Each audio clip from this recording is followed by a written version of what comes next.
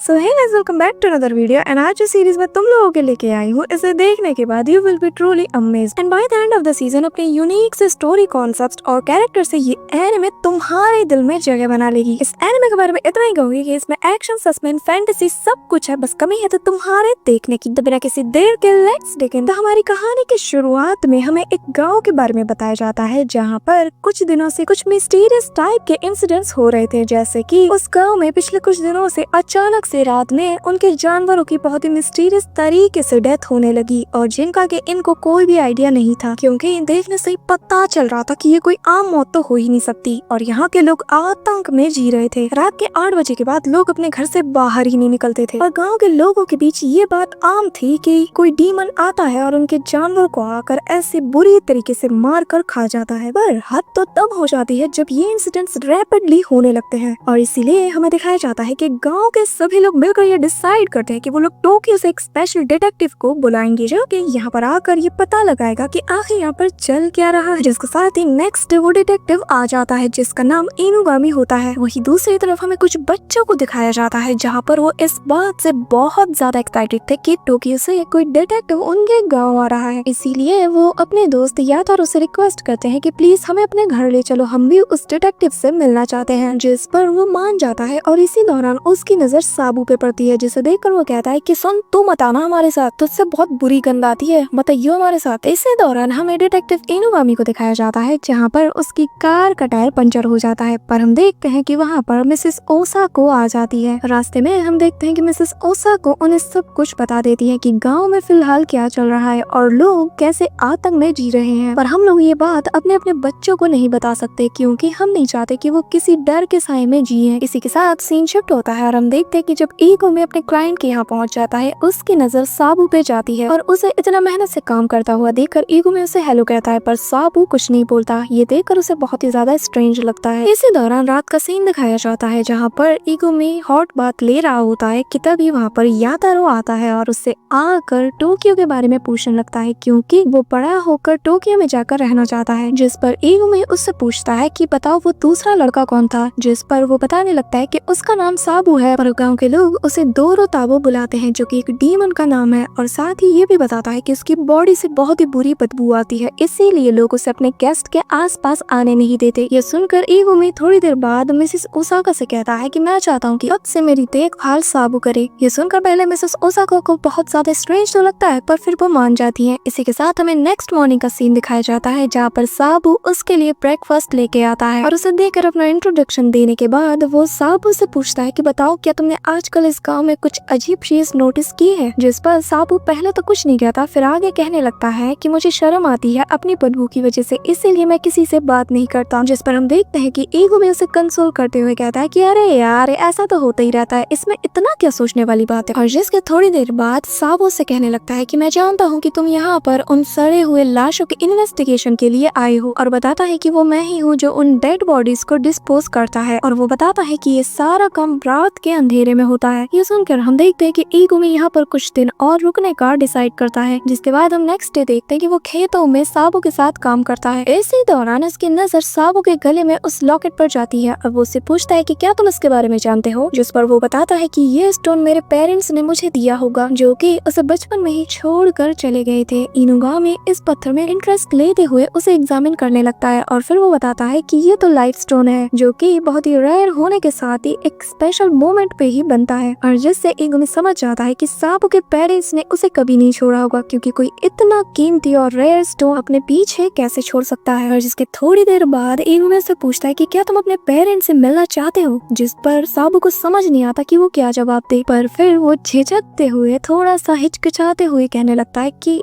हाँ, मैं मिलना चाहूंगा। इसी के साथ वो रात भी आ जाती है, जिस दिन इन दोनों ने मिलकर प्लान बनाया होता है कि वो आज उस डीमन का पता लगा लेंगे जो यहाँ के जानवरों को ऐसे बेरहमी के साथ मार रहा है। हम देखते हैं कि यहाँ पर साबू अकेले खड़ा होता है और ईगुमी का इंतजार करता है, पर तभी वहाँ पर यातारो गुस्से के साथ आते हुए उस पर हमला करने लगता है और कहता है कि आज इसकी वजह से मैं टोक्यो कभी नहीं जा पाऊंगा। और हम देखते हैं कि गुस्से में वो उससे उसका लाइफ स्टोन ले लेता है। ये देख कर साबू को बहुत ही ज्यादा गुस्सा आता है कि तभी हम देखते हैं कि वो एक मॉन्स्टर में ट्रांसफॉर्म होने लगता है और उस पर अटैक कर देता है। और साबू का ये ट्रांसफॉर्मेशन देखकर उससे बहुत ज्यादा डर लगता है और वो वहाँ से उसका लाइफ स्टोन छोड़कर दुम दबाकर भाग जाता है। जैसे ही साबू अपने लाइफ स्टोन को टच करता है वो दोबारा से नॉर्मल हो जाता है। इसी दौरान हम देखते हैं कि इनुगामी भी वहाँ पर आ जाता है और वो वहाँ पर साबू को ढूंढता हुआ उसके पास पहुँच जाता है, जहाँ पर साबू इन सभी चीजों के लिए बहुत ही ज्यादा गिल्टी फील कर रहा था और वो कहता है कि शायद यहाँ हो रही इन अजीब घटनाओं का जिम्मेदार बस मैं ही हूँ। ये सुनकर इनुगामी अपने बैग में मौजूद उस टेल को दिखाता है और कहता है कि इस दुनिया में ऐसे बहुत से डीमंस है और वो भी उनमें से ही एक है। जिसके बाद वो साबू को बताता है कि तुम कोई एक आम इंसान नहीं हो, बल्कि तुम तो एक किमोनो है जो एक इंसान और एक घूल का मिक्स है, और तुम्हारा ये जो लाइफ स्टोन है ये तुम्हारी पावर को कंट्रोल करता है ताकि तुम बेवजह इंसानों पर हमला ना कर सको। इसी दौरान इकोमी कहता है कि मुझे यकीन है कि यहाँ पर कल्प्रेट कोई और ही है, जिस पर हम देखते हैं कि अचानक से साबू को यातारो की फिक्र होने लगती है, क्योंकि साबू को यहाँ हो रहे इन इंसिडेंट के बारे में कुछ नहीं पता और वो रात के अंधेरे में अकेला होगा। जिसके साथ ही हमें यातारो को दिखाया जाता है जहाँ पर वो रात के अंधेरे में दौड़ रहा होता है और पास्ट की एक मेमोरी को याद करता है, जहाँ पर उसने बचपन में एक बार साबू को गलती से जान से मार दिया था, पर अचानक ही वो दोबारा से जिंदा हो जाता है कि तभी वहाँ पर अचानक से कुछ इन्फेक्टेड से जानवर आकर उस पर हमला कर देते हैं। हम देखते हैं कि वहाँ पर इगुमी आकर एक डॉग को नॉकआउट कर देता है और दूसरे जानवर को वहाँ पर साबू अपने हाथों से ही मार देता है। इसी दौरान उन्हें पास से गुर्राने की आवाज आती है और जैसे ही वो अपनी नजरें दौड़ाते हैं वो देखते हैं कि वहाँ पर एक अजीब टाइप का डियर जो कि आधा अजीब क्रिएचर होता है वो एक दूसरे जानवर की डेड बॉडी को खा रहा होता है, जिसके साथ वो उन दोनों पर हमला करने के लिए आगे बढ़ता है। हम देखते हैं कि इगुमी उस पर अपनी गन से अटैक तो करता है पर इसका उस पर कोई फर्क नहीं पड़ता, जिसके साथ ही साबू आगे आकर उस डियर के अंदर अपना हाथ डाल देता है और फिर वो उसके सिर को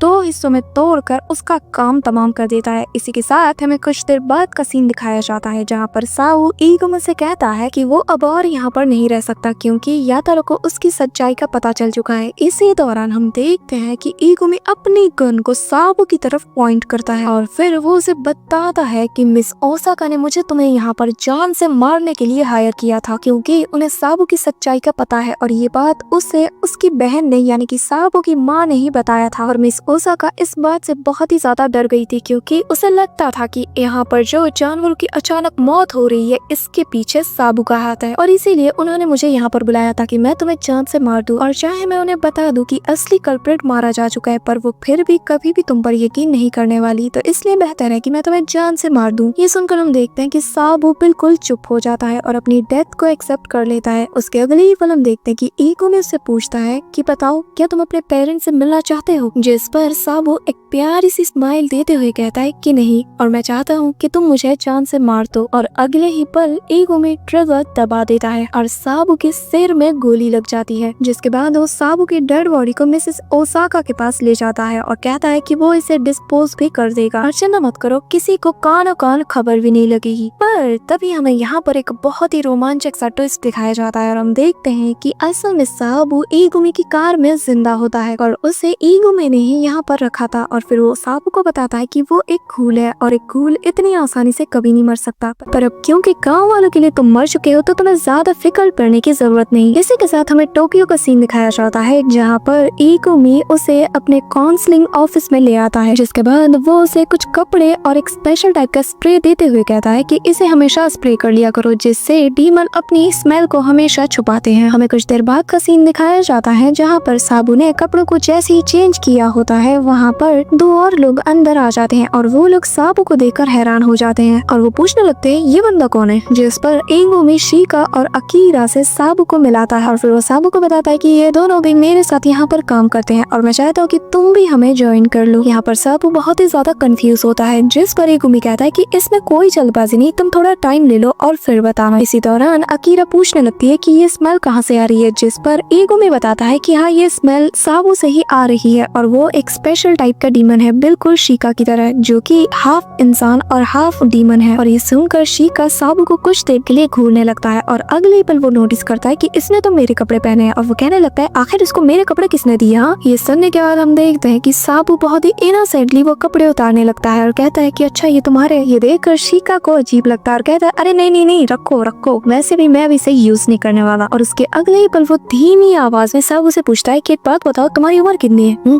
साबू उतने ही धीमे से कहता है कि शायद 13 साल। जिस पर शिका उससे कहता है कि तो फिर तो ये हुआ कि मैं तुमसे 1 साल बड़ा हूँ, तो तुम्हें मेरी हर बात माननी होगी। ये कहते साथ ही वो वॉशरूम की तरफ चला जाता, जिस पर अकीरा से कहती है कि शिका की बात का बुरा मत मानो, वो ऐसा ही है। जिस पर साबू अकीरा से कहता है तुम बहुत सुंदर लड़की हो। और ये सुनकर अकीरा का तो दिल ही टूट जाता है और वो रोते हुए कहता है कि वैसे तुम्हारी जानकारी के लिए बता दूं कि मैं एक लड़का हूँ। और फिर वो वहाँ से चला जाता है। जिसके साथ ही हमें कुछ देर बाद का सीन दिखाया जाता है जहाँ पर शिका और साबू आपस में बैठे होते हैं और शिका का मूड बहुत ही ज्यादा खराब होता है। तो साबू से पिज्जा खाते हुए कहता है कि देखो, मुझसे दोस्ती वोस्ती की उम्मीद मत करना क्योंकि मैं तुम्हें बिल्कुल भी पसंद नहीं करता। जिस पर साबू कहता है कि ठीक है। ये सुनकर तो शिका को और ज्यादा गुस्सा आता है और कहता है कि आखिर तुम्हारा मतलब क्या है और तुम्हारे सामने ये पिज्जा रखा है तो आखिर इसे खा क्यों नहीं रहे हो? जिस पर साबू कहता है कि मैंने आज से पहले ये चीज कभी नहीं खाई। ये सुनकर शिका कहता है कि क्या तुमने आज तक पिज्जा नहीं खाया? कौन सी दुनिया में रहते हो? जिसके बाद वो अपना एक स्लाइस उसे देता है और जैसे ही साबू पहली बार पिज्जा खाता है हम देखते हैं कि वो चीज उसके मुंह, हाथ और कपड़ों में लग जाता है। ये देखकर शिका बहुत ही ज्यादा हंसने लगता है और उसके अगले ही पल उसे याद आता है कि अरे नहीं, ये क्या, मैं तो ऐसा पसंद नहीं करता। इसी के साथ हमें रात का सीन दिखाया जाता है जहाँ पर शिका और अकीरा आपस में बात करते हैं और अकीरा उससे कहती है कि शायद तुम्हें साबू इसलिए नहीं पसंद क्योंकि वो तुम्हारी तरह दूसरा हाइब्रिड है और तुमने अपने अलावा पहली बार किसी हाइब्रिड को देखा है। और मुझे तो ऐसा लगता है कि या तो उसके पास जाने की कोई और जगह नहीं या तो वो बहुत ही ज्यादा स्ट्रॉन्ग है, इसलिए वो यहाँ पर हमारे साथ है। और इस बात पे शिका बहुत ही ज्यादा क्यूरियस होता है और फिर वो सोचता है कि वो खुद जाकर साबू को टेस्ट कर। जिसके साथ ही हम साबू, क्योंकि उसका पैर एक अलग टाइप के थ्रेड से चिपक गया था, तभी वहाँ पर शिका आकर उससे पूछता है कि चलो अब जल्दी जल्दी मेरे सवालों का जवाब दो, तो बताओ आखिर तुम कहाँ से आए हो? साबू को यहाँ पर कुछ समझ नहीं आता और वो चुपचाप इनोसेंटली कहता है कार से। जिस पर शिका उससे कहता है कि पागल, मैं तुमसे ये नहीं पूछ रहा। पर तभी साबू आके कहता है कि मैं पहले जहाँ पर रहता था वहाँ पर अब मैं नहीं रह सकता और मेरे पास जाने के लिए कोई और जगह नहीं, इसलिए ईगुमी मुझे यहाँ पर ले आया। ये सुनने के बाद शिका साबू को चिढ़ाते हुए कहता है कि शायद तुम्हें छोड़ दिया गया होगा। जिस पर साबू कहता है कि ऐसा नहीं है और फिर वो उस थ्रेड से अपना पैर छुड़ाने की कोशिश करता है। ये देखकर शिका उसे बताता है कि वो स्पेशल टाइप का थ्रेड है और वो इतनी आसानी से तो नहीं छूटने वाला। पर हम देखते हैं कि साबू जोर लगाकर उसे छुड़ा लेता है। ये देखकर शिका उसे कहता है कि पागल हो गए हो क्या, तुम्हारे पैर में चोट तो नहीं लगी? कि तभी हम देखते हैं कि उसके पैर पर लगी वो चोट अपने आप उसी वक्त हील हो जाती है। और फिर साबू शिका से कहता है कि क्या अब मैं वॉशरूम जा सकता हूँ? हम देखते हैं कि उसके जाने के बाद शिका यहाँ पर सोच रहा होता है कि आखिर ये क्या चीज है, कि ये सच में एक घूल है और इसके घाव इतनी जल्दी कैसे हील हो सकते हैं। इसके साथ हमें नेक्स्ट कुछ दिनों बाद का सीन दिखाया जाता है जहाँ पर वह सभी लोग एक साथ मिलकर एक मिशन पर जाते हैं और ईगुमी कार में उन तीनों से कहता है कि ये हमारा सबसे पहला एक साथ मिशन है और मुझे उम्मीद है कि तुम सभी लोग अपना अपना बेस्ट दोगे। जिसके साथ ही हम देखते हैं कि जैसे ही वो लोग इंसिडेंट वाली जगह पर पहुंचते हैं वहाँ का नजारा बहुत ही ज्यादा भयानक होता है और एक इन्वेस्टिगेटर उन्हें बताने लगता है कि अंदर एक बच्चा, उसकी माँ और एक रेस्क्यूअर फंसा हुआ है। हमने कोशिश तो की पर हम इसमें नाकाम रहे, इसलिए हमने तुम लोगों को यहाँ पर बुलाया है। इसी के साथ हमें वहाँ कोने में 2 बच्चों को रोता हुआ दिखाया जाता है जो कि शायद उनके ही सिबलिंग्स हैं। जिसके बाद इनुगामी उनमें से एक से पूछने लगता है कि इस सब को हुए कितना देर हुआ है। जिस पर पास खड़ा बंदा बताता है कि इसे हुए 20 से 30 मिनट हो चुके हैं। जिसके बाद इनुगामी उन तीनों से कहता है कि चलो तुम्हारी बारी, जाकर पता लगाओ। हम देखते हैं कि जैसे ही वो तीनों दरवाजे से झांक कर देखते हैं उनकी हालत खराब हो जाती है। पूरा का पूरा कमरा कीड़ों से भरा हुआ है और जो कि इंसानों का खून चूस कर खा रहे होते हैं। यहाँ पर हमें अकीरा की हालत इतनी ज्यादा खराब दिखाई जाती है कि वो डर के मारे चीखते हुए पीछे हट जाता है। यहाँ पर इनुगामी ये देखकर सभी को बताने लगता है कि ये कीड़े इतने भी ज्यादा खतरनाक नहीं है, के बीच में है और शायद वही इन सारी चीजों का जड़ है और हमें हर हाल में उस चीज को वहाँ से हटाना होगा। जिस पर पास खड़ा बंदा कहता है कि क्या हम इसमें कोई हेल्प कर सकते हैं। जिस पर इनुगामी बताता है कि मैं अपनी पूरी बॉडी को आयरन में ट्रांसफॉर्म करके अंदर जाने की कोशिश कर रहा हूँ, पर मसला तो ये है कि इसमें मुझे थोड़ा टाइम लगता है और मुझे नहीं पता कि तब तक सिचुएशन हमारे कंट्रोल में होगी भी या नहीं, क्योंकि अब तक 30 मिनट ऑलरेडी गुजर चुके हैं और अगर हमने जल्दी कुछ नहीं किया तो माँ और बच्चे की जान बचाना मुश्किल हो जाएगा। जिस पर बंदा कहता है कि हमसे पहले एक ने कोशिश की थी पर वो जैसी अंदर गया वो खुद ही कीड़ों का शिकार बन गया था। वही दूसरा बंदा पीछे से कहता है कि अगर हमने जल्दी कुछ नहीं किया तो ये सारे कीड़े पूरी दुनिया में फैल जाएंगे और इसलिए हमें शायद इस घर के साथ इन कीड़ों को जला देना चाहिए। जिस पर पीछे से वो लड़का चिल्लाते हुए कहता है कि तुम लोगों का दिमाग खराब हो गया है क्या? वो लोग अभी भी जिंदा है, प्लीज मैं तुम सबसे रिक्वेस्ट करता हूँ मेरी माँ और मेरे भाई को बचा लो। ये सुनकर हम देखते हैं कि शीका आगे बढ़ते हुए कहता है कि मैं अपने सिल्क थ्रेड को यूज करके शायद कुछ कर सकता हूँ। जिसके अगले पल हम देखते हैं कि शीका अपने उन थ्रेड को यूज करके अंदर एक वेब टाइप का बनाने लगता है ताकि वो सारे कीड़ों को उसमें फंसा सके। पर ये आदमखोर कीड़े तो उसके वेब को ही खा डालते हैं और जिसके साथ ही शीका का आइडिया भी फेल हो चुका है और अब इनके पास और कोई ऑप्शन नजर नहीं आता। ये नजारा देखने के बाद साबू कहने लगता है कि मैं अंदर जाऊंगा। ये सुनकर इनुगामी से कहता है कि ठीक है फिर, पर अपना जरा ख्याल रखना। और जैसे ही साबू अंदर आता है वो सारे कीड़े उस पर अटैक कर देते हैं पर हम देखते हैं कि उससे जरा भी पेन नहीं होता क्योंकि एज वी नो वो एक घूल है। जिसके साथ ही हम देखते हैं कि साबू को वो चीज मिल जाती है जिस वजह से वो सारे कीड़े वहाँ पर मौजूद होते हैं और असल में वो चीज 2 शूज होते हैं। जिसके साथ ही साबू जैसे उन शूज को हवा में ऊपर करता है उसके साथ ही वहाँ मौजूद सारे कीड़े गायब हो जाते हैं। हमें थोड़ी देर बाद का सीन दिखाया जाता है जहाँ पर अकीरा कहता है कि आखिर ये कैसे कीड़े थे जो कि जूते खाते हैं। जिस पर इनुगामी बताता है कि वो कीड़े असल में इंसान के गिल्ड और उनके रिग्रेट्स के भूखे हैं और देखने से लगता है कि इन शूज को चुराए गए हैं। तभी हम देखते हैं कि उसका भाई वहाँ पर दौड़ता हुआ आता है और वो आकर उन्हें शुक्रिया अदा करने लगता है। जिस पर साबू उससे कुछ नहीं कहता और वो लड़का आगे पूछता है कि पर ये कीड़े आखिर हमारे घर में क्या कर रहे थे। जिस पर इनुगामी इससे पूछता है कि अगर तुम्हारे दिल में कोई बात हो तो तुम हमें बता सकते हो और फिर वो आगे कहता है कि तुम्हें ऐसे काम नहीं करने चाहिए जिससे कि तुम्हें रिग्रेट्स हो और ये जूते जिनके हैं उन्हें वापस कर देना। ये सुनकर उस लड़के का मुंह छोटा हो जाता है और फिर वो पूछ मेरा छोटा भाई ये जूते ले आया और मुझे पता था कि ये जूते असल में चुराए हुए हैं तो इसलिए मैंने उसे थोड़ा सा डांट दिया और वो डांटने की वजह से वो बहुत ही ज्यादा डर। जिस पर साबू कहता है कि हाँ मैं उनसे मिलना चाहता हूँ। कि सुनकर इनुगामी स्माइल करता है और कहता है कि ठीक है फिर आज से तुम मेरे साथ हमारे ऑफिस में रह सकते हो। जिसके साथ ही में रात का सीन दिखाया जाता है जहाँ पर शीका और साबू साथ में बैठे होते हैं और शीका साबू को बताता है कि मेरी मॉम एक स्पाइडर डीमन थी। ये सुनकर साबू कहता है तो क्या इसका मतलब ये है कि वो जिंदा है? हम देखते हैं ये सुनकर शीका को बहुत ही ज्यादा गुस्सा आता है। वो कहता है कि मुझे नहीं पता पर उन्होंने बस मुझे छोड़ दिया और ऐसा हो नहीं सकता। साबू ये कहता है और साथ ही कहता है शायद ऐसा भी हो कि वो जिंदा है और तुम्हें ढूंढने की कोशिश कर रही हो। जिस पर साबू उसे समझाते हुए कहता है कि असल में बात तो तुम्हें समझ नहीं आ रही। अगर हम अपने पेरेंट्स से दूर हो जाते तो वो हमें ढूंढने की कोशिश करते हैं ना, पर यहाँ देखो अगर वो जिंदा होते तो वो हमें ढूंढने आते ना, पर वो नहीं आए तो इसका मतलब उन्होंने हमें छोड़ दिया। जिस पर साबू कहता है कि वो ऐसा नहीं कर सकते और मुझे जानना है कि आखिर वो जिंदा है या नहीं। जिस पर शीका उससे कुछ नहीं कहता और फिर उसे उसका कमरा दिखाते हैं। इसी के साथ सीन शिफ्ट होता है और हमें इनुगामी को दिखाया जाता है जहाँ पर वो फोन पर किसी से बात कर रहा होता है कि हाँ मैं अपने मिशन में सक्सेसफुल रहा हूँ और उस लड़के का नाम साबू है जिसके पास वो लाइफ स्टोन मौजूद है और वो अपने पेरेंट्स को ढूंढ रहा है। और लाइफ स्टोन की बात सुनकर फोन पर वो पर्सन बहुत ही ज्यादा इंटरेस्टेड हो जाती है। इसी के साथ हमें नेक्स्ट डे का सीन दिखाया जाता है जहाँ पर इनुगामी शीका और अकीरा से कहता है कि वो लोग साबू को लेकर इनारी के पास चले जाएं। ये सुनकर साबू पूछता है कि आखिर ये इनारी कौन है। जिस पर इनुगामी उसे बताता है कि वो भी एक फॉक्स डीमन है और पुलिस डिपार्टमेंट में एक अच्छी खासी पोजीशन पे है। इसी के साथ हम देखते हैं कि जाने से पहले इनुगामी साबू को एक स्पेशल टाइप का चार्म देते हुए कहता है कि इसे रख लो, क्या पता तुम्हें आगे चल के इसकी जरूरत पड़े। इसी के साथ हम देखते हैं कि फाइनली ये तीनों अब पुलिस स्टेशन के लिए निकल जाते हैं। वही दूसरी तरफ हमें इनारी को दिखाया जाता है जहाँ पर उसके अपीयरेंस से ही पता चलता है कि इसने अपने बस चार्म से ही पूरे पुलिस डिपार्टमेंट को अपने कंट्रोल में रखा है। इसी के साथ ये लोग रिसेप्शन के पास पहुंच जाते हैं और जाते ही कहते हैं कि हमें इनारी से मिलना है। जिस पर वो बंदा से कहता है कि नहीं तुम लोग उनसे नहीं मिल सकते। इसी दौरान हमें वहाँ पर एक लड़की को दिखाया जाता है जिसका नाम हारू होता है और आते साथ ही वो उन तीनों से कहने लगती है कि वो इनारी की पर्सनल गार्ड है और इनारी इस वक्त सिर्फ और सिर्फ साबू से मिलने में इंटरेस्टेड है। जिसके अगले पल हम देखते हैं कि वो साबू को अपने साथ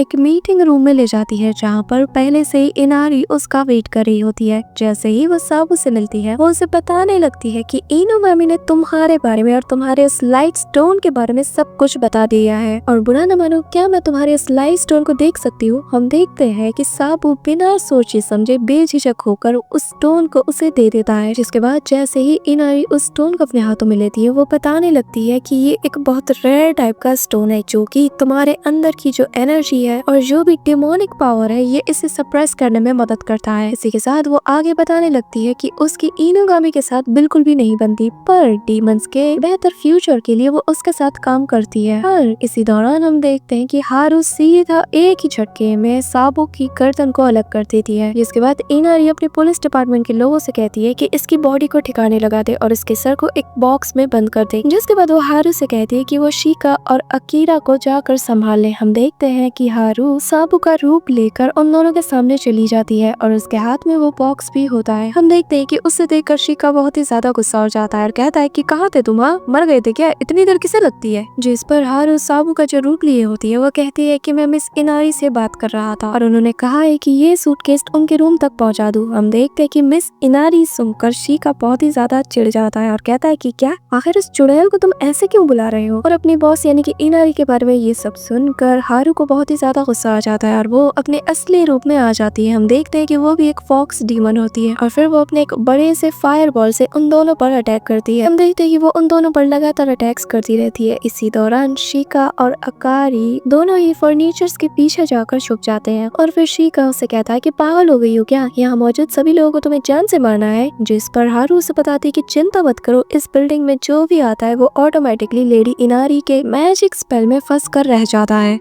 जिसके बाद हम देखते हैं कि शिका अपने उस थ्रेड से उसके हाथ से वो सूटकेस ले लेता है और जैसे ही वो सूटकेस खोल के देखता है उन दोनों की हालत खराब हो जाती है, क्योंकि उस बॉक्स के अंदर से उन्हें साबू का सिर मिलता है और अकीरा तो ये देख कर ही बेहोश हो जाती है। वही दूसरी तरफ हारू अपने हाथ से उस सूटकेस को जाता देखकर बहुत ही ज्यादा पैनिक कर जाती है और कहती है कि मुझे हर हाल में इसे वापस लेना ही होगा। वही दूसरी तरफ साबू शिका से कहता है कि मुझे जल्दी से उसकी तरफ फेंक दो। हम देखते हैं कि शिका बिना सोचे समझे उसके सर को उठाकर उसकी तरफ फेंक देता है। इसी के साथ हम देखते हैं कि जैसे ही साबू का सिर उसको जाके लगता है वो उसके शोल्डर पर जोर से बाइट करता है। इसके साथ ही हारू को बहुत ही ज्यादा पेन होने लगता है और फिर वो बेहोश होकर जमीन पर गिर जाती है, जिससे वहाँ मौजूद लगी आग सब कुछ बिल्कुल बुझ जाता है और नॉर्मल सा हो जाता है। ये देख कर शिका कहता है कि लगता है कि ये भी इनारी का ही एक इल्यूशन था। इसी दौरान हम देखते हैं कि साबू की बॉडी भी पूरी तरीके से रीजनरेट हो चुकी होती है और फिर वो तीनों बाहर आते हैं, जहाँ पर इनुगामी पहले से ही उनका वेट कर रहा होता है और फिर वो तीनों से कहने लगता है कि देखने से लगता है कि सब कुछ प्लान के मुताबिक ही हुआ है। इसके बाद वो इनारी को फोन लगाता है, जहाँ पर हमें इनारी को दिखाया जाता है, जहाँ पर हम देखते हैं कि इनारी फूले नहीं समा रही होती है। वो उस लाइफ स्टोन को पाकर बहुत ही ज्यादा खुश होती है, पर इसी दौरान वो लाइफ स्टोन एक डॉल में ट्रांसफॉर्म हो जाता है और फिर वो फोन को पिक करती है और कहती है कि इनुगामी आखिर ये क्या है। जिस पर इनुगामी उसे बताता है कि तुम्हें शर्म नहीं आती कि तुम बच्चों पर अटैक करती हो। वो लाइफ स्टोन सिर्फ साबू का है और मैं बता दूं कि अगर तुमने दोबारा ऐसी चीप हरकत करने की कोशिश की तो तुम्हारा सामना फिर मुझसे होगा। इसी के साथ हमें बाद में पता चलता है कि असल में इनुगामी ने पहले ही साबू को एक फेक लाइफ स्टोन दिया था और असली वाला लाइफ स्टोन तो अभी भी साबू के पास ही मौजूद है, जिसे कि उसने अपने मुंह के अंदर छुपाया था। इसी के साथ इनुगामी कहता है कि ठीक है, फिर आज से ऑफिशियली साबू भी हमारी टीम का एक हिस्सा है। और फिर हम देखते हैं कि रात हो जाती है, जहाँ पर इनुगामी साबू को बताता है कि आखिर हमें काम कैसे मिलता है। जिस पर वो बताने लगता है कि कुछ लोग तो इंटरनेट के थ्रू आते हैं और कुछ लोग किसी से सुनकर, पर ज्यादातर जो हमें मिशंस मिलते हैं वो हमारे इस साइन बोर्ड की वजह से मिलते हैं। जिसके बाद हमें बताया जाता है कि इस साइन बोर्ड से एक ऐसी लाइट निकलती है जो कि डीमंस और डीमन से इफेक्टेड लोगों को अपनी तरफ अट्रैक्ट करती है। लेकिन इसी दौरान हमें वहाँ पर हारू को दिखाया जाता है, जो कि बहुत ही ज्यादा इंजर्ड सिचुएशन में लगती है और इससे पहले कि वो कुछ कह पाती वो वहाँ पर अनकॉन्शियस होकर गिर जाती है और भूख की वजह से उसके पेट से बहुत जोरों की आवाज आती है। जिसके बाद हम देखते हैं कि वो लोग उसे अपने हेडक्वार्टर में ले आते हैं, जहाँ पर वो पिज्जा खा रही होती है और इसे खाने पीने के दौरान वो सबको बताती है कि वो एक बहुत ही ज्यादा लॉयल सर्वेंट है और इनारी ने उसे जॉब दिया है कि वो साबू का सिर लाकर उसे दे। और इसके अगले पल हम देखते हैं कि वो साबू पर अटैक करने के लिए आगे बढ़ती है, पर इनुगामी उसे रोक लेता है। ये देखकर इनुगामी उससे कहता है कि तुम्हें यहाँ पर शोर शराबा नहीं करना चाहिए और चुपचाप टेबल से उतर जा, वरना तुम्हारी लेडी इनारी तुमसे बहुत ही ज्यादा नाराज हो जाएगी। ये सुनकर हम देखते हैं कि हारू बहुत ही ज्यादा काम वे में रिएक्ट करते हुए चुपचाप नीचे उतर जाती है। इसी के साथ इनुगामी डिसाइड करता है कि ये कुछ दिन के लिए इसका ख्याल रखेगा और इसे यहीं पर रहने देगा। जिसके नेक्स्ट डे पे हम देखते हैं कि एक क्लाइंट आता है और हमें इनुगामी के ऑफिस का सीन दिखाया जाता है, जो कि आधा बार होता है और आधा ऑफिस। और वो क्लाइंट आते साथ ही ऐसी चली कटी बातें करता है कि सिंगल लोगों का दिल तो टूट जाएगा। और जिसके साथ ही वो अपनी प्रेम गाथा सुनाते हुए कहता है कि उसे एक लड़की से प्यार हो गया है जिसका नाम की माओ है, पर वो रेड लाइट एरिया में काम करती है। पर फिर भी वो उसे अपनी दिल की बात बताना चाहता है, पर वो है कि उसे मिलती ही नहीं। इन्हीं सब बातों के साथ वो अपना टुकड़ा लगातार उनके सामने रो रहा होता है, लेकिन हम देखते हैं कि साबू यहाँ पर इसकी बातें बहुत ही गौर से सुन रहा होता है। इसी दौरान उसे दिलचस्पी होती है ये जानने में कि आखिर ये ऑफिस आधा बार क्यों है, जिस पर शिका उसे बताता है कि ये सब इनुगामी के पुराने पार्टनर की वजह से है। उसे बार बहुत ही ज्यादा पसंद था तो इसलिए आधा ऑफिस और आधा बार रखा है,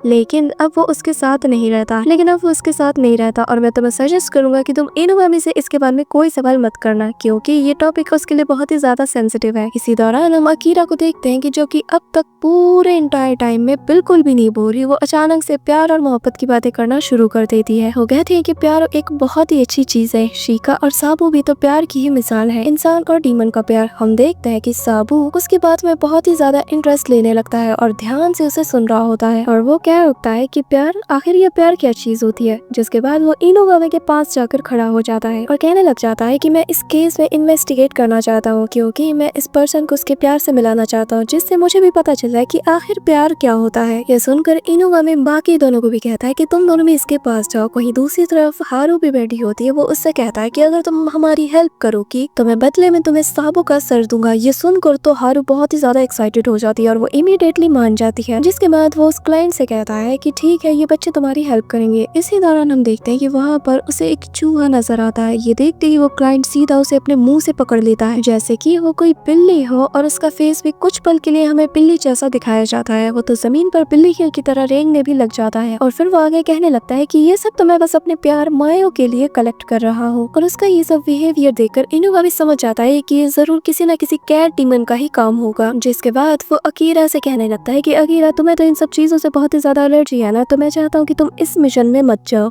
जिसके बाद हमें थोड़ी देर बाद का सीन दिखाया जाता है, जहाँ पर वो सभी लोग एक कैफे के पास पहुँचते हैं और वहाँ पर सामने से ही माओ के काम करने की जगह हमें दिखाई देती है। जिसके बाद वो आदमी उसे माओ की फोटो दिखाते हुए कहता है कि वो तो यहीं पर काम करती है और इस वक्त उसकी शिफ्ट खत्म होने वाली है, पर यकीन नहीं हो रहा कि आखिर वो अब तक बाहर क्यों नहीं निकली। इसी दौरान हमें एक बिल्ली को दिखाया जाता है जिसके की 2 टेल्स होती है और ये देखने से कोई आम बिल्ली तो लग नहीं रही थी। इसी दौरान हम देखते हैं कि वो तीनों उस बिल्ली का पीछा करने लगते हैं और पीछा करते हुए एक सुनसान सी जगह पर पहुंच जाते हैं और शिका उसके सामने आकर खड़ा हो जाता है और उससे कहने लगता है कि हम लोग इनुगामी एजेंसी से आए हैं। जिस पर हम देखते हैं कि वो बिल्ली अचानक से एक सुंदर सी लड़की में ट्रांसफॉर्म हो जाती है और उन्हें देखकर स्माइल करते हुए कहती है कि तुम्हें तो मैं अपनी कलेक्शन में ऐड करने वाली थी ताकि तुम मुझे रोज कोई ना कोई नया चूहा लाकर दे सको, पर लगता है कि मेरा जादू तुम पर काम नहीं कर पाया। इसी दौरान वो अपने बाकी के 3 बिल्लियों को दिखाया जाता है जो कि असल में इंसान होती है और उनके मुंह में चूहा भी फंसा होता है और जो अब पूरी तरीके से बिल्ली बन चुके हैं। और फिर वो स्माइल करते हुए कहती है कि प्यार व्यार जैसी तो कोई चीज ही नहीं होती, ये सब तो मेरे मैजिक का कमाल है। इसी दौरान हम देखते हैं कि हारू ऊपर से जंप करती है और वो सीधा आकर माँ को दबोच लेती है और उसे उठा लेती है और फिर वो उसे उठाकर उस आदमी के पास ले जाते हुए कहती है कि चलो अब जो भी तुम्हारे मन में है इसे बोल डालो। और हम देखते हैं कि वो आदमी माँ को अपने सामने देखकर बहुत ही ज्यादा हिचकिचाने लगता है और अटकते हुए झिझक के साथ एक बैग को खोलता है जिसमें कि बहुत सारे चूहे होते हैं और कहता है कि इनको आज तक मैंने तुम्हारे लिए पकड़े हैं। तुम्हें शायद यकीन न हो, पर तुम्हारे आने से पहले मैं बहुत ही ज्यादा डिप्रेशन में था। मेरी जिंदगी किसी कैद की तरह कम नहीं थी और तुम्हारे मेरी जिंदगी में आने के बाद से मुझे जीने में मजा आने लगा। मुझे फर्क नहीं पड़ता कि तुम एक डीमन हो या फिर इंसान, मुझे बस इतना पता है कि मुझे तुमसे सच्चा वाला प्यार है और अगर तुम्हारे प्यार को हासिल करने के लिए मुझे एक बिल्ली भी बनना पड़े तो भी मुझे कोई फर्क नहीं पड़ता। हम देखते हैं कि माँ उसकी बातों से बहुत ही ज्यादा इम्प्रेस्ड हो जाती है। इसी के बाद हमें कुछ देर बाद का सीन दिखाया जाता है जहाँ पर हमें हेडक्वार्टर का सीन दिखाया जाता है और हारू इनुगामी से कहती है कि तुमने तो प्रॉमिस किया था कि तुम मुझे साबू का सर दोगे अगर मैंने तुम्हारी हेल्प की, तो अपना वादा पूरा करो। जिस पर इनुगामी उसे अपनी आईज को क्लोज करने को कहता है और फिर वो रेफ्रिजरेटर के पास जाकर उसमें से एक फ्रूट को निकालता है और फिर वो उस फ्रूट को साबू के सिर में ट्रांसफॉर्म करके उसे हारू को दे देता है। जिसके बाद हारू वहाँ से चली जाती है। जिसके बाद हम देखते हैं कि इनुगामी अब साबू से पूछता है कि बताओ तुमने प्यार के बारे में क्या सीखा। जिस पर साबू बताता है कि प्यार उम्मीद की किरण की तरह होती है और फिर वो इनुगामी को एक टिश्यू पेपर देता है और उसे कहता है कि तुम मेरे लिए बहुत ही ज्यादा मायने रखते हो और मुझे यकीन है कि जो अपने स्पेशल पर्सन को बहुत ही खास गिफ्ट देते हैं और टिश्यू बहुत ही काम का है। और फिर वो शिका और अकीरा की तरफ देखते हुए कहता है कि तुम दोनों भी मेरे लिए कुछ कम नहीं, मैं एक दिन तुम दोनों को भी कोई ना कोई गिफ्ट जरूर दूंगा। जिसके बारे में कुछ दिन बाद का सीन दिखाया जाता है जहाँ पर ये पता चलता है कि वो आदमी और माँ अब बहुत ही ज्यादा खुश हैं और दोनों साथ में रहते हैं। भाई इन्होंने शादी भी कर ली। जिसके बाद इनुगामी आगे बताता है कि असल में माँ को भी इस आदमी से प्यार हो गया है। ये सारी बातें सुनकर शिका अपना सर पकड़ लेता है और फिर वो कहता है कि दुनिया में आखिर चल क्या रहा है। इस इसी दौरान हम देखते हैं कि अकीरा अपने मन में सोचता है कि साबू उसके कितने बाद आया है, फिर भी वो हर केस में कोई ना कोई हेल्प कर रहा है और अकेले ही सॉल्व कर रहा है। जिसके बाद हमें नेक्स्ट डे का सीन दिखाया जाता है जहाँ पर अकीरा सभी को बताता है कि अब से मैं साबू का स्टूडेंट हूँ। जिस पर शिका बताता है कि वो इसलिए क्योंकि कल वॉशरूम में एक कॉकरोच था जिसे कि साबू ने हटा दिया, इसी वजह से ही अकीरा इससे बहुत ही ज्यादा इम्प्रेस्ड हो गई। हम देखते हैं कि अकीरा कहने लगता है कि मैं मास्टर साबू से बहुत ही ज्यादा इम्प्रेस्ड हूँ। जिस पर इनुगामी बताता है कि अगर ऐसी बात है तो मैं तुम लोगों को एक मिशन पर भेजना चाहता हूँ। असल में इस पर मैं जाना चाहता था पर मुझे कुछ काम आ गया, तो इसलिए मैं चाहता हूँ कि साबू और अकीरा तुम दोनों साथ में जाओ। जिसके साथ ही वो बताता है कि शिकुया रिवर के पास काम कर रहे लोग अचानक से मरने लगे हैं। जिस पर शिका कहता है कि वो जगह तो बहुत ही ज्यादा खराब है, वो नदी तो अब एक नाले में तब्दील हो गई है, कंस्ट्रक्शन का सारा कूड़ा करकट उसी में जाता है। जिस पर इनुगामी बोलता है कि हाँ काम तो बहुत ही ज्यादा गंदा है, तो अकीरा क्या तुम ये कर सकते हो? जिस पर अकीरा हिम्मत करते हुए कहता है कि चाहे जो हो मैं इस मिशन को हर हाल में करूंगा। जिसके बाद हमें नेक्स्ट मॉर्निंग का सीन दिखाया जाता है जहाँ पर अकीरा और साबू उसी रिवर के पास पहुंच जाते हैं और जैसे ही वो दोनों टनल में एंटर होते हैं साबू कहता है कि हमें सबसे पहले उस डीमन को निकाल कर उससे बात करने की कोशिश करनी होगी, क्या पता बातचीत से मामला सुलझ जाए। हम देखते हैं कि इसी दौरान अकीरा के कंधे पर एक बड़ा सा कीड़ा चिपक जाता है और उसे देखकर जैसे ही वो चिल्लाने वाला होता है हम देखते हैं कि साबू उसका मुंह दबा देता है। जिसके बाद वो उस कीड़े को पकड़ कर रिवर में फेंक देता है। ये देखकर अकीरा पूछता है कि आखिर तुमने उसे मारा क्यों नहीं? जिस पर साबू बताता है कि ऐसा नहीं है कि मुझे किसी की भी जान लेने में मजा आता है, असल में मुझे इंसान, कीड़े मकोड़े या कोई भी हो, मुझे किसी की भी जान लेना बिल्कुल पसंद नहीं, क्योंकि वो भी अपनी जान बचाने के लिए हम पर अटैक करते हैं और जब तक मुझे मेरी जान का खतरा ना हो मैं किसी पर भी अटैक नहीं करता। ये सुनकर अकीरा से बताता है कि तुम्हारी बातें सुनकर मुझे मेरे बड़े भाई की याद आ गई और इसी के साथ वो अपनी स्टोरी बताने लगता है कि मैं एक ऐसे बर्फीले गाँव से हूँ जहाँ पर सिर्फ औरतें ही रहा करती है और जहाँ पर हर 100 साल में बस एक लड़का पैदा होता है और गाँव की सारी औरतें उस लड़के का बहुत ही ज्यादा ख्याल रखती थी। पर मेरे मामले में एक गलती ये थी कि मैं बहुत ही ज्यादा डरपोक था और मेरा बड़ा भाई हमेशा मुझे खुश करने में लगा रहता था और जब हम दोनों गांव से भाग रहे थे तो मैं उससे बिछड़ गया। इसी दौरान मेरी मुलाकात इनुगामी से हुई और मुझे लगा वो मुझे मेरे भाई से मिलने में मेरी मदद जरूर करेगा। ये सुनकर साबू कहता है कि अगर ऐसी बात है तो तुम आइस को तो जरूर कंट्रोल कर सकते हो। जिस पर अकीरा उसे बताता है कि हाँ मैं कर तो सकता हूँ पर मैं इसमें इतना भी ज्यादा माहिर नहीं, क्योंकि इसे कंट्रोल करने के लिए बहुत ही ज्यादा फोकस की जरूरत पड़ती है। इसी दौरान हम देखते हैं कि एक बड़ा सा जायंट फ्रॉग आकर उस पर अटैक कर देता है और अकीरा को मुंह से पकड़कर उसे हवा में उठा लेता है। हम देखते हैं साबू बिना डरे अपने उस मेटल पाइप को उठाकर एक जोरदार अटैक करता है जिससे वो फ्रॉग अकीरा को छोड़ देता है। ये देखकर उस फ्रॉग डीमन को बहुत ही ज्यादा गुस्सा आ जाता है और वो साबू पर अटैक करने के लिए आगे बढ़ता है कि तभी वहाँ पर अचानक से एक रकून डॉग आकर उस फ्रॉग पर अटैक कर देता है। जिसके बाद हम देखते हैं कि उस रकून डॉग के गले में एक बॉटल थी जिसमें कि ब्लड मौजूद था और साथ ही एक लेटर भी था। हमें बताया जाता है कि असल में ये लेटर इनुगामी ने इन दोनों के लिए ही भेजा होता है, जिसमें कि इनुगामी ने कहा था कि इन सारे इंसिडेंट के पीछे उस फ्रॉग डीमन का ही हाथ है जो कि इंसानों को खाकर पूरी तरीके से पागल हो चुका है। और ये जो बॉटल दिया गया है इस खून की मदद से तुम उस डीमन को अट्रैक्ट करके उसे बाहर निकालकर जान से मार सकते हो। और हम देखते हैं कि ये सारा प्लान जानने के बाद साबू रेडी हो जाता है पर अकीरा हिचकिचाने लगता है। ये देखकर साबू उससे कहता है कि अगर तुम्हें डर लग रहा है तो तुम यहाँ से जा सकते हो, मैं अकेले सब कुछ हैंडल कर लूंगा। और हम देखते हैं कि अकीरा को ये बात याद आ जाती है कि आखिर उसने यहाँ पर आने का फैसला क्यों किया था। वो तो बहुत ही ज्यादा स्ट्रॉन्ग और डिपेंडेबल बनना चाहता है और अपने इन्हीं थॉट्स के साथ वो कहने लगता है कि चाहे जो हो जाए मैं आज वापस नहीं जाऊंगा। इसके साथ हम देखते हैं कि वो तीनों उस टनल के थोड़ा और डीप में जाते हैं और फिर उस ब्लड को पानी में डालते हैं। जैसे ही वो पानी में डालते हैं हम देखते हैं कि वहाँ पर बहुत से हट्टे कट्टे डीमन फ्रॉग्स आ जाते हैं जो कि इन पर अटैक करने के लिए टूट पड़ते हैं। ये देखकर साबू और वो रकून डॉग बेझिझक उनसे फाइट करना शुरू कर देते हैं और साबू अपने स्किल से उन फ्रॉग्स को एक एक करके ढेर करता हुआ चला जाता है। हम देखते हैं कि वही दूसरी तरफ अकीरा बहुत ही ज्यादा डरा हुआ होता है और वो एक कोने में चुपचाप बैठा होता है। इसी दौरान हम देखते हैं कि उन फ्रॉग डीमंस की संख्या अब पहले से ज्यादा इंक्रीज होने लगी है, जिससे ऐसा मालूम होता है कि शायद अब साबू और वो रकून डॉग हारने वाले हैं। ये सारा नजारा जब अकीरा वहाँ बैठे बैठे देख रहा होता है उसे एहसास होता है कि मैं कितना ज्यादा वीक हूँ और फिर वो खुद से कहने लगता है कि मुझे कुछ ना कुछ करना ही होगा और फिर वो अपने मन में कहता है कि मुझे हर हाल में आज स्ट्रॉन्ग बनकर दिखाना ही होगा, मैं हमेशा अपने टीममेट्स के पीछे तो नहीं छुप सकता। ये कहते साथ ही हम देखते हैं कि वो फोकस करने की कोशिश करता है, जिसके अगली पल हम देखते हैं कि जैसे ही वो फोकस करता है पूरा टनल एक झटके में जम जाता है। इसके बाद हमें दिखाया जाता है कि वहाँ पर वो रकून डॉग और साबू का सिर ही बचा होता है, बाकी पूरी चीजों को अकीरा ने अकेले जमा दिया होता है। और अकीरा की पावर को देखकर साबू भी बहुत ही ज्यादा इम्प्रेस्ड हो जाता है और वो कहने लगता है कि क्या बात है अकीरा, तुम्हारी पावर तो कमाल की है, तुमने तो अकेले ही सब कुछ एक ही झटके में हैंडल कर लिया। इसी दौरान हम उस रकून डॉग को देखते हैं जहाँ पर वो टनल के थोड़ा और डीप में जाता है, जहाँ पर उन सारे फ्रॉग डीमंस ह्यूमंस का लीडर मौजूद होता है जो कि एक जायंट फ्रॉग होता है। इसी दौरान हमें पता चलता है कि असल में वो रकून डॉग इनुगामी होता है और वो फ्रॉग डीमन का लीडर ने उसे यहाँ पर बुलाया होता है और फिर वो उसका शुक्रिया अदा करते हुए कहता है कि उसके लोग इंसानों का मीट खाकर बहुत ही ज्यादा पागल हो गए थे। वो तो खुद के बच्चों और उनके अंडों और अपने ही साथियों को खाने लगे थे। ये सारी बातें सुनकर वो रकून डॉग यानी कि इनुगामी भी वहाँ से चला जाता है। इसी के साथ हमें नेक्स्ट डे का सीन दिखाया जाता है जहाँ पर साबू सफाई कर रहा होता है और वो सफाई करते हुए हॉलवे के एंड तक पहुँच जाता है जहाँ पर उसे एक मिस्टीरियस सा दरवाजा दिखता है जिसके बारे में कि इनुगामी ने साफ साफ कहा था कि कुछ भी हो जाए इसे मत खोलना। और साबू के दिमाग में चुन बची होती है कि थोड़ी सी जगह हटाकर सफाई करने में क्या जाता है, कौन सा मैं उस डोर को खोलने वाला हूँ। इसी दौरान हम देखते हैं कि तभी अचानक से डोर खुलकर एक हाथ बाहर आता है जो कि साबू को पकड़कर सीधा अंदर तक खींच ले जाता है। जिसके कुछ देर बाद हमें शिका और बाकी सबको दिखाया जाता है और वो कहता है कि उसे जमीन पर ये पोछा पड़ा हुआ मिला और कमाल की बात है कि साबू भी सुबह से नजर नहीं आ रहा। ये सुनकर इनुगामी को उसकी बहुत ही ज्यादा फिक्र होने लगती है। जिसके बाद हम देखते हैं कि वो सभी लोग उसी दरवाजे की तरफ दौड़ते हुए चले जाते हैं और जैसे ही हमें उस दरवाजे के अंदर का सीन दिखाया जाता है हम देखते हैं कि एक बंदा गेमिंग चेयर पर बैठकर गेम खेल रहा है और साबू नीचे बैठा होता है और यहाँ पर वो उस आदमी की बहुत ही अच्छे से खातिरदारी कर रहा होता है। वो उसके लिए खाने पीने की चीजें और छोटे मोटे स्टफ कर रहा होता है। ये देखकर इनुगामी अपना सर पकड़ते हुए कहता है कि जिसका डर था वही हुआ और फिर वो उस बंदे को आवाज देते हुए कहता है कि मिहाई आखिर यहाँ पर क्या चल रहा है। ये सुनकर मिहाई अपना हेडफोन उतारते हुए इनुगामी की तरफ देखते हुए कहता है कि अरे तुम कब आ और तुमने बताया क्यों नहीं कि तुम्हारे पास इतना लॉयल सर्वेंट है। मिहाई को देखकर अकीरा और शिका एक साथ कह उठते हैं कि आखिर तुम कौन हो और यहाँ पर कब से रह रहे हो। जिस पर वो बताता है कि मैं तो यहाँ पर शुरू से रह रहा हूँ और फिर वो बताता है कि मैं मिहाई एक वेम्पायर हूँ और ये एजेंसी का टेक हेड है और फिर वो साबू की तरफ हाथ दिखाते हुए कहता है कि अब से ये मेरा पर्सनल सर्वेंट है। इसी दौरान इनुगामी बाकी सबसे कहता है कि जरा बाहर चलो, मुझे तुमसे कुछ बात करनी है और फिर वो उन सभी को बताता है कि मिहाई मेरा पुराना पार्टनर है जो कि एक वेम्पायर है जो कि डीमंस में भी सबसे टॉप रैंक का होता है। उसके पास अनलिमिटेड पावर और सुपर ह्यूमंस जैसी स्ट्रेंथ है और ये लोग ना कभी थकते हैं और ना कभी बूढ़े होते हैं। साथ ही मिहाई एक ऐसा बंदा है जिसे कि बोर होना बिल्कुल नहीं पसंद, इसीलिए वो हर वक्त कुछ ना कुछ करता रहता है और साथ ही सब कुछ करने के बाद वो हर चीज में एक्सपर्ट बन चुका है। लेकिन वो फिर भी बोर होने लगा और इसलिए मुझे डर था कि कहीं वो विलेन न बन जाए, इसलिए मैंने उसे एजेंसी में बुला लिया। पर यहाँ आने के बाद वो गेम से एडिक्ट हो गया और इसीलिए अब से वो पूरा दिन बस अपने कमरे में बैठकर गेम खेलता रहता है। लेकिन साथ ही वो बहुत ही ज्यादा टेक मास्टर है, इसीलिए वो कंपनी की सारी सिक्योरिटी और डाटा संभाले हुए है। जिसके साथ ही वो सबको एक वार्निंग देते हुए कहता है कि अगर तुम लोग शांति से रहना चाहते हो तो हॉलवे और उस रूम से दूर रहो। इसी के साथ हमें नेक्स्ट मॉर्निंग का सीन दिखाया जाता है जहाँ पर साबू फिर से उसकी चमचागिरी में लग जाता है। हम देखते हैं कि ये देखकर शिका और अकीरा को बहुत ही ज्यादा गुस्सा आता है और वो लोग मिहाई के कमरे में घुसकर उससे कहते हैं कि तुमने खुद को समझ क्या रखा है, तुम ऐसे साबू का फायदा नहीं उठा सकते। जिस पर मिहाई इससे बताता है कि अगर तुम मुझे आर्म रेसलिंग में हरा दोगे ना तो मैं इसे आजाद कर दूंगा। ये सुनकर हम देखते हैं कि शिका बिना सोचे समझे रेडी हो जाता है पर मिहाई शिका को एक ही झटके में हरा देता है। जो देखकर अकीरा कहती है कि ये तो होना ही था। ये देखकर हम देखते हैं कि साबू भी कहता है कि मैं भी ट्राई करना चाहूंगा, जिस पर मिहाई उससे भी एक ही बार में हरा देता है। जिसके थोड़ी देर बाद हम देखते हैं कि इनुगामी साबू को मार्केट भेज देता है और रास्ते में साबू सोचता है कि मुझे जल्द से जल्द स्ट्रॉन्ग बनना ही होगा। जिसके बाद हम देखते हैं कि वो एक पार्क में जाकर बैठ जाता है और सोचने लगता है कि शायद मुझे यहाँ पर बैठकर थोड़ी देर प्रैक्टिस करनी चाहिए। इसी दौरान उसे पीछे से कुछ गिरने की आवाज आती है और जैसे ही साबू पीछे मुड़ के देखता है हम देखते हैं कि हारू वहाँ पर पेड़ पर बैठी थी जो कि जमीन पर गिर जाती है और हारू साबू से कहती है कि आखिर तुम यहाँ पर क्या कर रहे हो। हम देखते हैं कि साबू हारू को देखकर बहुत ही ज्यादा डर जाता है और उसे लगता है कि ये फिर से उसका सर लेने ही आई है और इस वजह से वो अपने सिर को अपने हुडी से ढक लेता है। जिसे देखकर हारू कहती है कि तुम्हारी ये चीप ट्रिक्स अब मुझ पर काम नहीं करने वाली क्योंकि अब लेडी इनारी को तुम्हारी सर की कोई जरूरत नहीं। ये कहते साथ ही हम देखते हैं कि हारू बहुत ही ज्यादा अपसेट हो जाती है और फिर वो हमें बताती है कि जब वो इनारी के पास साबू का वो फेक सर लेके जाती है तो हम देखते हैं कि इनारी इस पर कोई भी ध्यान नहीं देती क्योंकि अब उसके पास एक नया फॉक्स डीमन आ चुका है। और फिर हारू आगे बताती है कि उसने मेरी जगह अब उस नए डीमन फॉक्स को दे दिया है। जिस पर साबू उससे कहता है कि चलो फिर हम फाइट करते हैं, इससे तुम्हारा मूड भी अच्छा हो जाएगा। हम देखते हैं कि उन दोनों के बीच बहुत ही अच्छी फाइट होती है, दोनों ही एक दूसरे को बराबर की टक्कर दे रहे होते हैं। इसी दौरान हारू साबू पर एक के बाद एक लगातार अटैक करती है जिस पर हम देखते हैं कि साबू अपने सिर से उसे एक हेडबट मारता है पर उससे उसकी नाक पूरी तरीके से इंजर्ड हो जाती है और फिर हारू जमीन पर गिरकर रोने लगती है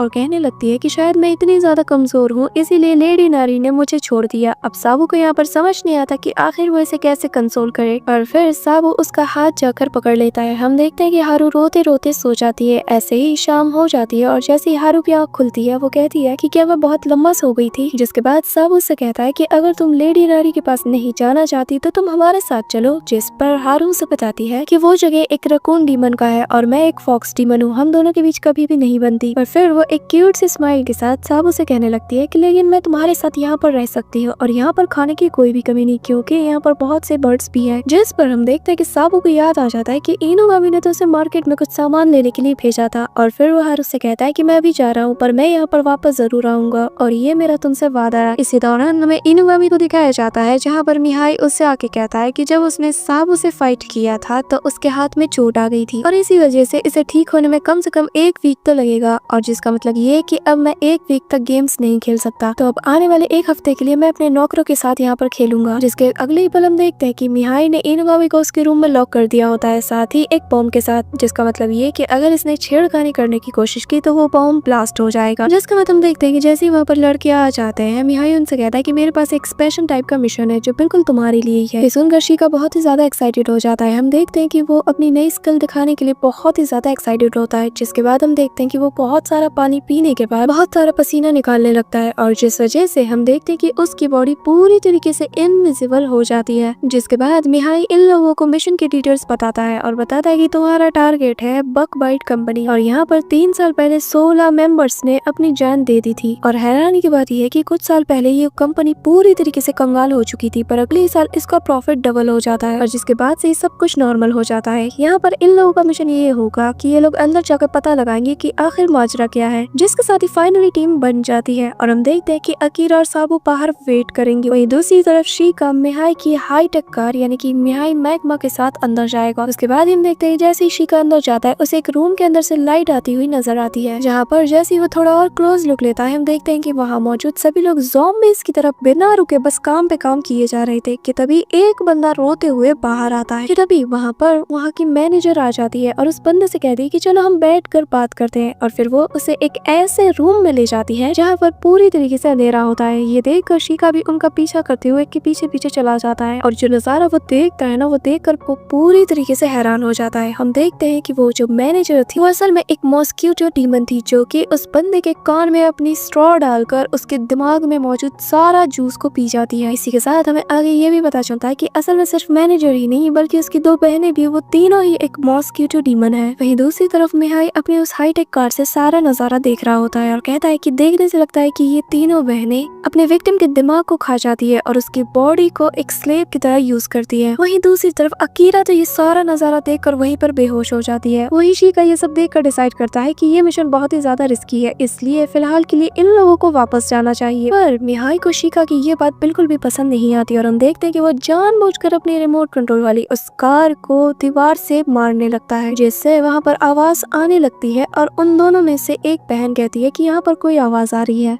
जैसे ही वो बाहर आकर चेक करती है तो उसे वो टॉय कार मिल जाती है, जिस पर बाकी 2 बहनें कहती है कि हमें लगता है कि यहाँ पर कोई ना कोई इंट्रूडर तो जरूर होगा, इसलिए हमें पूरी बिल्डिंग को चेक करना चाहिए। वहीं दूसरी तरफ हम शिका को देखते हैं जहाँ पर उसने खुद को बहुत ही अच्छे से छुपा लिया होता है और वो सोचता है कि उसे जल्द से जल्द साबू और अकीरा के पास बाहर जाना होगा। इतने में ही हम देखते हैं कि एक मॉन्स्टर जिसका नाम की एरिका होता है वो आकर कहती है कि मेरी बहन ने तो वैसे मना किया है कि किसी को भी जान से नहीं मारना, पर क्योंकि तुमने हमारा सारा सच जान लिया है तो इसलिए तुम्हें तो मैं जिंदा नहीं छोड़ सकती। और फिर वो उस पर अटैक करने के लिए आगे बढ़ती है, पर हम देखते हैं कि मिहाई अपने स्काल से उस पर अटैक करता है और उस पर बिजली के झटके देने लगता है। जिसके बाद वो शिका से कहता है कि पागल हो गए क्या, वहाँ पर चुपचाप क्यों खड़े हो। इसी दौरान हमें पता चलता है कि शिका असल में एक ट्रॉमा से गुजर रहा है, वो तो बस यहाँ पर टफ बनने की कोशिश कर रहा था। इसी के साथ हमें शिका की एक पास्ट की स्टोरी दिखाई जाती है जहाँ पर वो अपने मन में सोचता है कि मैं तो अपनी माँ के साथ रहता था, पर एक दिन मैं उससे अलग हो गया और मुझे समझ नहीं आता कि आखिर ये सब कैसे हुआ। मुझे जानना होगा कि आखिर मेरी माँ के साथ क्या हुआ। इसी के साथ हम देखते हैं मिहाई साबू और अकीरा से कहता है कि शिका की जान बचा लो, जिस पर हम देखते हैं कि जैसे वो लोग अंदर आते हैं वहाँ पर दूसरी बहन जो कि डीमन होती है वो भी अटैक कर देती है। यहाँ दूसरी तरफ मिहाई इतना बड़ा वाला होता है कि वो शिका को बहुत ही ज्यादा टीज करने लग जाता है, जिसके बाद वो उससे ऐसी ऐसी बातें बताता है जिससे हम देखते हैं कि शिका को बहुत ही ज्यादा गुस्सा आता है और वो इसी गुस्से की हालत में एक जोरदार पंच मार के उस टॉय कार को डिस्ट्रॉय कर देता है और कहता है कि अब बस बहुत हो गया। जिसके साथ ही हम देखते हैं कि वो अपनी इनविजिबिलिटी की पावर को बढ़ा उठा देता है और उस डीमन से दूर जाने लगता है। ये देखकर हम देखते हैं कि वो डीमन अपनी स्पेशल एबिलिटीज को यूज करती है जिससे कि वो अंधेरे में भी किसी भी चीज को देख सकती है। पर शिका भी कम नहीं होता, वो अपनी वेब स्किल से उसको पूरी तरीके से जकड़ लेता है और अपनी जाल में फंसा देता है। जिसके अगले ही पल हम देखते हैं कि शिका ऊपर से जंप करते हुए उसके आंखों पर अपनी जोरदार किक से अटैक करता है और जैसे ही वो उसे हरा देता है वो जमीन पर गिरकर राहत की सांस लेने लगता है। इसी के साथ उसे वो दिन याद आता है जहाँ पर इनुगामी ने फर्स्ट टाइम उसे उसके पेरेंट्स के बारे में बताया था और पूछा था कि क्या तुम अपने पेरेंट्स से मिलना चाहते हो। पर हम देखते हैं कि शिका उसे एकदम से ही मना कर देता है और कहता है कि नहीं, मैं अपनी प्रेजेंट में बहुत ही ज्यादा खुश हूँ, मुझे अपने पास्ट के बारे में जानने में कोई इंटरेस्ट नहीं। पर अब उसे ऐसा लगता है कि शायद उसे इस बारे में इनुगामी से दोबारा से बात करनी चाहिए और फिर वो डिसाइड करता है कि ये मिशन खत्म होने के बाद वो इनुगामी से बात करेगा। इसी दौरान वहाँ पर साबू और अकीरा आ जाते हैं जहाँ पर साबू ने तो दूसरे डीमन के सर को बालों से पकड़ा कर उसे घसीटता हुआ यहाँ पर ला रहा होता। जिसके बाद साबू उन दोनों से कहता है कि हम 3 हैं और वो बस 1, तो हमें तो लड़ना चाहिए। जिस पर शिका से कहता है कि हाँ, अगर हम ऐसे ही यहाँ से चले गए तो वापस से ये सारे सबूत वो मिटा देगी। हम देखते हैं कि ये दोनों यहाँ पर बात कर ही रहे होते हैं कि तभी इनकी सबसे बड़ी वाली बहन यहाँ पर आ जाती है और वो अपनी बहन से कहती है कि तुम दोनों को शर्म नहीं आती कि तुम दोनों एक छोटे छोटे बच्चों के आगे हार गई हो। और फिर वो एक क्रीपी सी स्माइल देते हुए उन लोगों से कहती है कि क्या तुम ये सब भूल जाओगे और चुपचाप यहाँ से चले जाओगे। हाँ,